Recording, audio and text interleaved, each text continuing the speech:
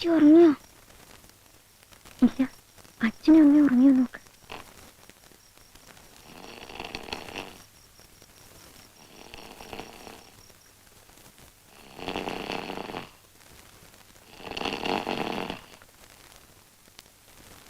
ഉറങ്ങി. ചേച്ചി അയാള് ശരിക്കും ചേച്ചി പറയാറുള്ള പോലത്തെ ആളാ. പക്ഷെ നമ്മളെന്താ ചെയ്യാ? നമുക്ക് അയാളുടെ അച്ഛന് ഒരു കത്തെഴുതിയാലോ? അത് വേണ്ട. എന്താ? കത്ത് കിട്ടിട്ട് അയാളുടെ അച്ഛൻ നമ്മളെ അടിക്കാൻ വന്നാലോ? അയ്യോ, എന്നാ വേണ്ട. നമുക്ക് അമ്പലത്തിൽ പോയി പ്രാർത്ഥിച്ചാലോ? പ്രാർത്ഥിച്ചിട്ടൊക്കെ ശരിയാവാൻ സമയം കുറെ പിടിക്കും. അപ്പോഴേക്ക് ഇനി വേറെ വല്ല കല്യാണക്കാരും വരും. നമുക്ക് അയാളെ കട്ടോണ്ടോന്നാലോ? നമ്മളെടുത്ത് അയാൾ പൊങ്ങോ? പിള്ളേര് മര്യാദക്കാരൊന്നും ഉറങ്ങുന്നുണ്ടോ? പാതിരാത്രി ആയാലും ഒരെണ്ണത്തിന് ഉറക്കമില്ല. ഒച്ചയും ബഹളവും തന്നെ. ചേച്ചി ചേച്ചി ഉറങ്ങിക്കോ. ബാക്കി നമുക്ക് നാളെ നോക്കാം.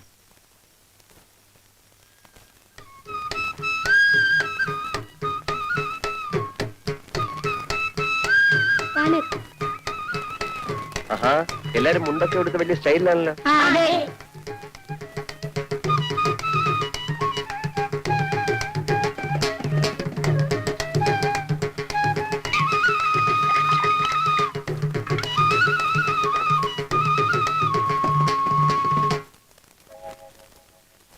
എന്താ എല്ലാരും ഇങ്ങനെ? പേരെന്താ? എന്തോ പേര്? വിനയൻ. നാടെവിടെയാ? എറണാകുളം. കല്യാണം കഴിഞ്ഞ? ഇല്ല. എന്താ, എന്നെ കല്യാണം കഴിക്കാൻ വല്ല പ്ലാൻ ഉണ്ടോ?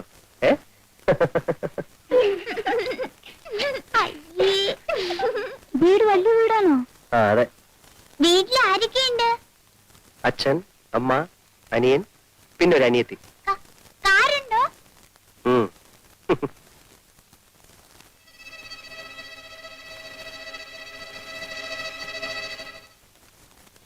നിങ്ങളെ കല്യാണം ആലോചിക്കാൻ എന്താ വഴി? ആർക്കാ? അതിന് ഒരു സൂത്രമുണ്ട്. എന്താന്ന് വെച്ചാലേ,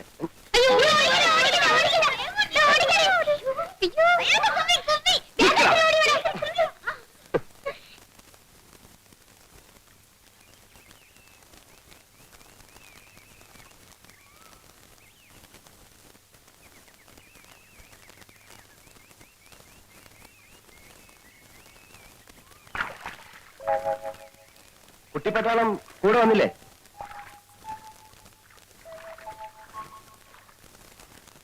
പേരെന്താ? പേരില്ലേ? അതെന്താന്നാ ചോദിച്ചത്? രാധയുടെ കാരണവന്മാര് രാവിലെ കല്യാണാലോചിച്ച് വീട്ടിൽ വന്നിരുന്നു. നിൽക്കൂ. നിങ്ങളുടെ നാട്ടിലൊക്കെ കുട്ടികളാ കല്യാണാലോചിക്ക? അങ്ങനെയാണെങ്കിൽ പിന്നെ രാധ മാത്രമായിട്ട് എന്തിനാ പോരായിരുന്നത്? അവര് ചോദിച്ചതിനൊക്കെ ഞാൻ മറുപടി പറഞ്ഞിട്ടുണ്ട് കേട്ടോ. ഇനി എന്തെങ്കിലും അറിയണേ ചോദിക്കാ, പറയാം. ഏയ്,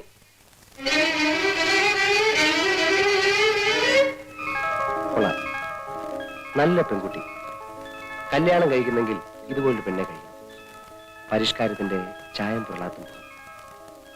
അല്ല, എങ്കിൽ പിന്നെ ഈ കുട്ടിയെ തന്നെ ആലോചിച്ചാൽ എന്താ?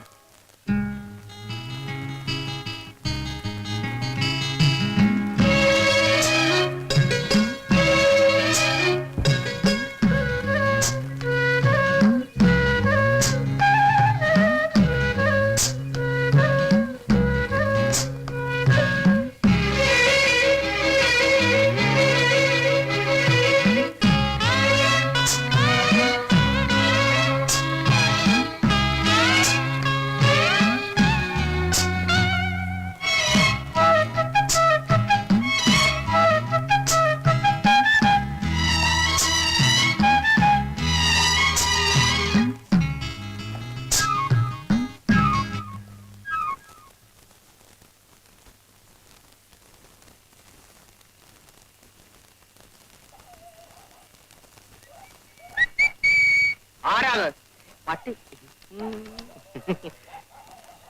അല്ല, ചേട്ടൻ എന്താ കസേര പിടിച്ചിട്ട് വഴി മുടക്കിയിരിക്കുന്നേ? പട്ടിയും പൂച്ചൊന്നകത്തേക്ക് കയറാതിരിക്കാനാ. ഞാനൊരു സഹായം ചോദിക്കാനാ വന്നെ. സഹായം ചോദിക്കൽ പകലായാ പോരെ? വളരെ അർജന്റാണ് ചേട്ടാ. വളരെ നീണ്ട കാര്യമാണെങ്കിൽ നമുക്ക് നാളെ കാലത്തെ സംസാരിക്കാം. ചുരുക്കി പറയാം.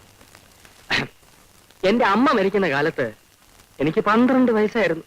അന്ന് മരിക്കാൻ കിടക്കുന്ന നിന്റെ അമ്മയോട് രാജിച്ചെന്നാര് സത്യം ചെയ്ത് പറഞ്ഞതാ രാധയെ നിനക്ക് കല്യാണം കഴിച്ചു തരാം. ഇത് ഈ നാട്ടിൽ നീ എല്ലാവരോടും പാടിക്കൊണ്ട് കിടക്കുന്ന പാട്ടല്ലേ വാസുണ്ണി? എത്ര പാടിയിട്ടും ഒരു പ്രയോജനവും ഇല്ല ചേട്ടാ. ഓടിയാത് വാതിലടച്ചിട്ട് പോകും. പൊക്കോളൂ. രാജിച്ചൻ അമ്മാവനോട് ചേട്ടൻ ഒന്ന് പറയണം. ആ സംസാരിക്കാം. ഇപ്പോഴെങ്കിലും പറഞ്ഞില്ലെങ്കിൽ ആകെ ആ, പ്രശ്നം. നമുക്ക് നാളെ കാലത്ത് സംസാരിക്കാം. പൊക്കോളൂ. തള്ളല്ലേ വെക്കോളാം. Torch torch torch. ചേട്ടൻ അതെ, ചേട്ടനാ? ദാ, രാവിലെ തൊട്ട് വൈകുന്നേരം വരെ ആ പാവ മനുഷ്യ സ്ത്രീയെ പൂട്ടിയിടും. വയസ്സ് കാലത്തൊരു ചെറുപ്പക്കാരിയെ കല്യാണം കഴിച്ച് ബാക്കിയുള്ള ആണുങ്ങൾക്ക് ഈ പറമ്പ് കാലി കുത്തിക്കൂടുന്ന.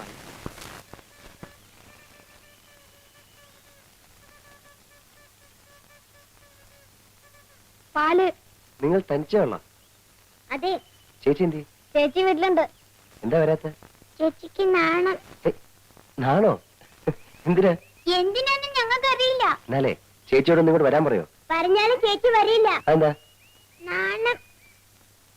ഞാനേ ഒരു എഴുത്തെഴുതി തന്നാലേ അത് ചേച്ചിക്ക് കൊടുക്കൂ. കൊടുക്കാം. പോരാ. ഇയാൾക്ക് ചേച്ചിയെ കാണണമെങ്കിൽ വീട്ടിൽ വന്ന് കണ്ടൂടെ? ചെലപ്പോ ഇയാൾക്ക് ഞാനാവും. അത് ശരിയാ. ചേച്ചിയുടെ കയ്യിൽ തന്നെ കൊടുക്കണം. ആ, പൊക്കോ.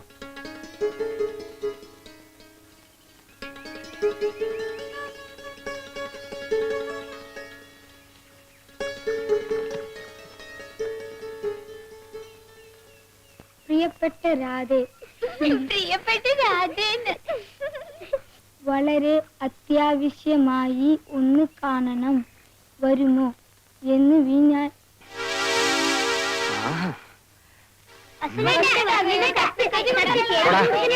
വീട്ടിൽ പോടാ. നിന്നെ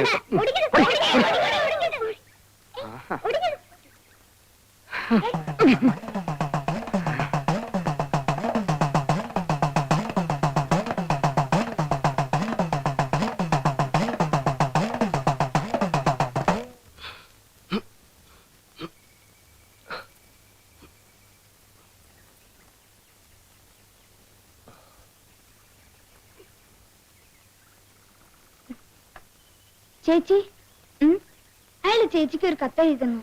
എന്നിട്ട് എവിടെ? വഴിക്ക് വെച്ച് വാസുണ്ണീട്ടും വാങ്ങിച്ചു. നിങ്ങൾ എന്തിനാ കൊടുത്തത്? കൊടുത്തതല്ല, എന്റെ തട്ടിപ്പറിച്ചതാ. തട്ടിപ്പറിക്കാൻ എന്തിനാ സമ്മതിച്ചു? വേഗം പോയി വാങ്ങിട്ട് വാ. ഇല്ല, പോടാ.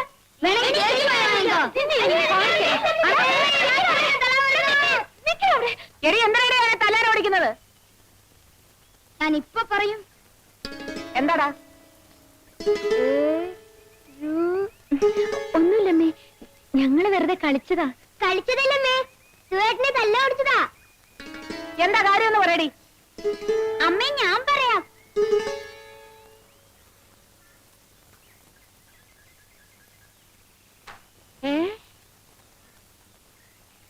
ഇവിടെ വാടി.